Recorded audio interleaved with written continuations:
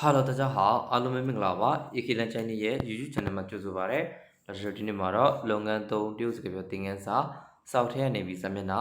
236ကိုအတူတူဆက်ပြီးတော့လေ့လာကြည့်ရအောင်။好，那我们一起看，အဲ့တော့စောက်လေးဝယ်ယူထားတဲ့သူအားလုံးကစာမျက်နှာ236အတူတူလေ့လာကြည့်ရအောင်။好，开始。မင်းဒီလက်ဆောင်ကိုငါ့ကိုပေးလို့ရမလား你可以把这个礼物送给我吗你可以把这个礼物送给我吗你မင်းခမ可以呀ရတယ်လို့ဒီပဲရတယ်ပါဆိုတာကကို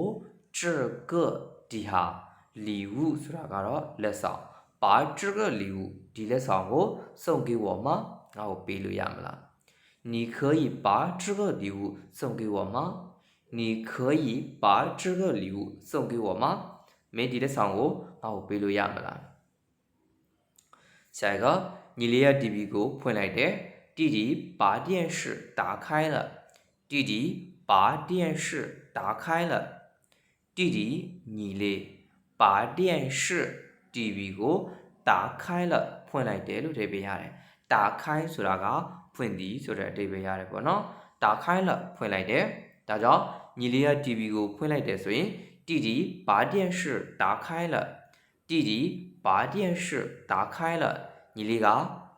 TV ကိုဖွင့်လိုက်တယ်သူကကြောက်တင်မုံကိုပြောင်းအောင်တုပ်လိုက်တယ်他把黑板擦干净了他把黑板擦干净了他သူ把黑板黑板ဆိုတာက blackboard ကြောက်တင်မုံ blackboard ကို黑板လို့ခေါ်တယ်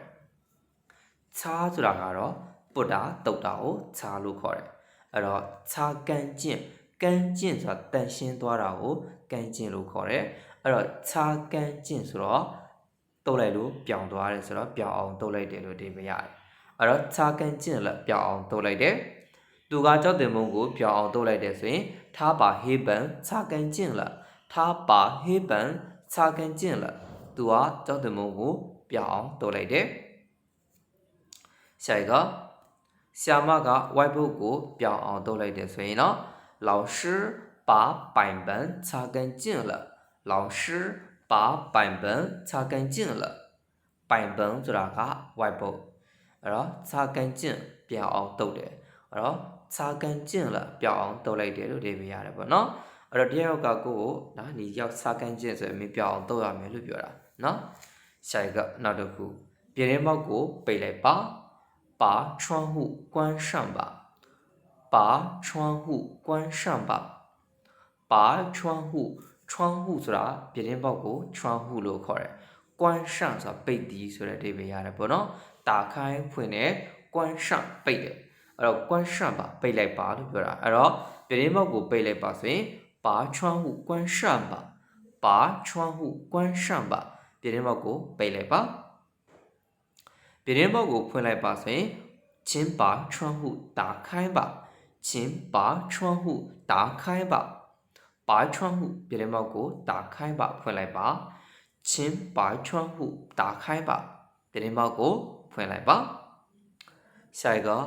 အမေကခီးဆောင်အိတ်တွေကိုထုတ်ပိုးလိုက်တယ်妈妈把行李收拾好了妈妈把行李收拾好了အမေကခီးဆောင်အိတ်တွေကိုထုတ်ပိုးလိုက်တယ်ထုတ်သိမ်းလိုက်တယ်ပေါ့နော်အဲ့တော့ခရီးသွားဖို့အတွက်ခီးဆောင်အိတ်တွေကိုပြင်ဆင်လိုက်တယ်ထုတ်ပိုးလိုက်တယ်ဆိုတဲ့အဓိပ္ပာယ်ရတယ်妈妈把行李收拾好了下一个这顿你ကိုတဲ့ပါပါလှိလိုက်ပါ请把葱切成丝请把葱切成丝请ကျေးဇူးပြု၍把葱ဆိုတာကြက်သွန်ရန်葱လို့လည်းခေါ်တယ်နော်အဲ့တော့ပါ葱ကြက်သွန်ကိုတဲ့ချဲဆိုတာကလှီးတာချိန်ဆိုတာဖြစ်မြောက်သွားအောင်ဘယ်လိုဖြစ်လဲစီးဆိုတာကအစိတ်စိတ်လေးတွေနော်ကြက်သွန်ပြိုအစိတ်စိတ်လေးအပိုင်းပိုင်းလေးတွေအဲ့လိုမျိုးဖြစ်အောင်လှီးလိုက်ပါလို့ပြောတာချင်းပါချုံချဲချိန်စမင်းဒီစာကြောင်းတွေကိုအင်္ဂလိပ်လိုဘာသာပြန်လို့ရမလား你可以把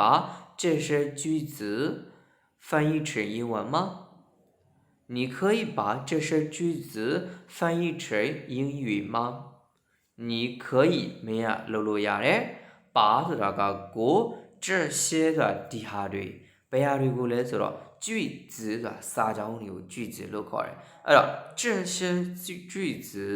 ဆိုတာဒီစာကြောင်းတွေကို翻译ဆိုတာ translate လုပ်တာ change ဆိုတာဖြစ်လာတယ်။ဘာဖြစ်ဖို့အတွက်လဲဆိုတော့英语ဆိုအင်္ဂလိပ်စာဖြစ်သွားအောင်翻译成英语မှာအင်္ဂလိပ်စာအင်္ဂလိပ်လိုဘာသာပြန်ပေးလို့ရမလားအဲ့လိုပြောတာပေါ့နော်။ဒါကြောင့်မင်းဒီစာကြောင်းတွေကိုအင်္ဂလိပ်လို对不起အဲ့တော့ဘာသာပြန်ပေးလို့ရမလားဆိုရင်你可以把这些句子翻译成英语吗？你可以把这些句子翻译成英语吗？မင်းဒီစာကြောင်းတွေကိုအင်္ဂလိပ်လိုဘာသာပြန်ပေးလို့ရမလား好ဒါကတော့လုပ်ငန်းသုံးတယောက်စကားပြောသင်ခန်းစာစောက်ထဲနေပြီးတော့စာမျက်နှာ236ကိုအတူတူလေ့လာခဲ့တာပဲဖြစ်ပါတယ်နောက်ဗီဒီယိုဖိုင်မှာစာမျက်နှာ239ဆက်လက်ပြီးတော့အတူတူလေ့လာကြမယ်နော်好谢谢大家AKလန်ချိုင်းရဲ့ YouTube channel လေးကိုနေ့စဉ်အမြဲတမ်းဝင်ရောက်ကြည့်ရှုလေ့လာအားပေးနေကြတဲ့တယောက်ချင်းတိုင်းကိုအထူးပဲကျေးဇူးတင်ရှိပါတယ် channel လေးကို subscribe မနေရသေးဘူးဆိုလို့ရှိရင်လည်း subscribe နှိပ်ပြီးတော့ဘေးနားက notification လေးကိုနှိပ်ထားပြီးတော့နေ့စဉ်ဝင်ရောက်ကြည့်ရှုလေ့လာအားပေးလို့ရပါတယ်ခင်ဗျာ谢谢大家那我们下次再见